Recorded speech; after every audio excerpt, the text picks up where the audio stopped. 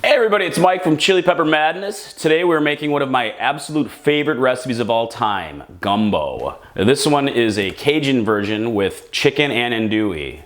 So let's see how to make it.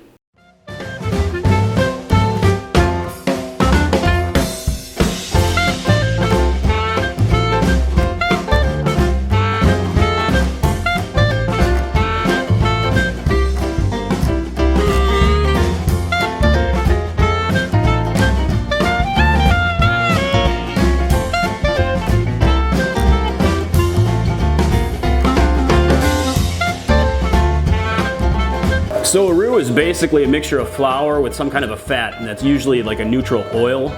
And the secret to making a good roux is to keep constantly stirring. You really don't want to stop stirring, otherwise the mixture, the roux, is going to wind up sticking to the bottom of your pot and it'll start to burn. And you'll smell it if it starts to burn. It almost smells like burnt popcorn, and that's something you really want to stay away from. And you gotta keep stirring fast, just keep it off the bottom of the pot.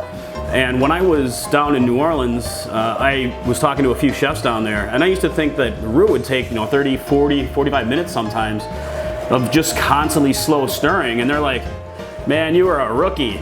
It really should only take maybe 20 minutes of just constantly stirring until it really starts to darken to a nice peanut butter color, sort of caramel, and even darker down till it gets to like a milk chocolate to a super dark chocolate brown.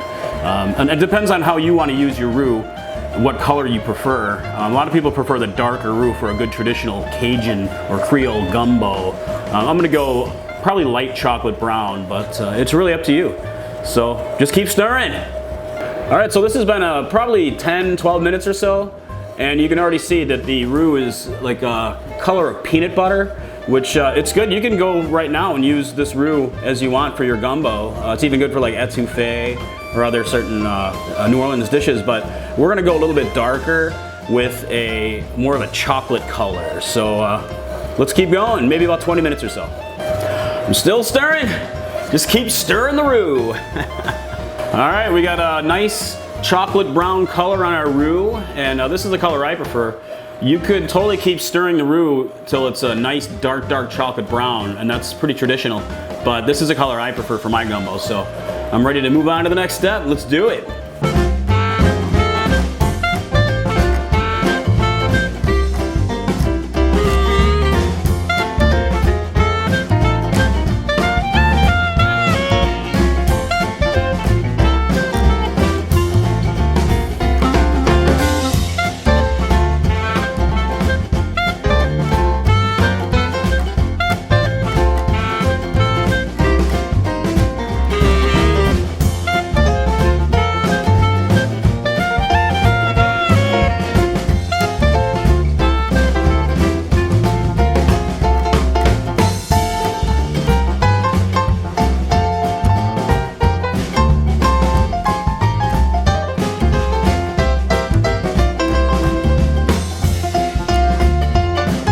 So that's it, everybody. That's how you make an awesome Cajun gumbo. It's nice and spicy, and it's one of my favorite dishes in the whole world.